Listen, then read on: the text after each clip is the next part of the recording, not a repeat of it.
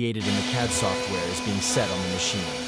The size, depth, and cutting speed of the design are determined. Once the setup is complete, the machine router or cutter head starts working automatically. This is the most fun part. Watch how the spindle moves around and over the wood, creating amazing designs. This work is done entirely under computer control, with absolute precision. The accuracy of the machine at this stage is extremely important. The slightest mistake can ruin the design. Look, a flower design is slowly emerging. It's actually digital art created by humans, but in reality, it's being created by machines. After the design is complete, the finishing work begins. The excess parts are cut off from the wood, smoothed with sandpaper. Then it is painted, polished, or laminated.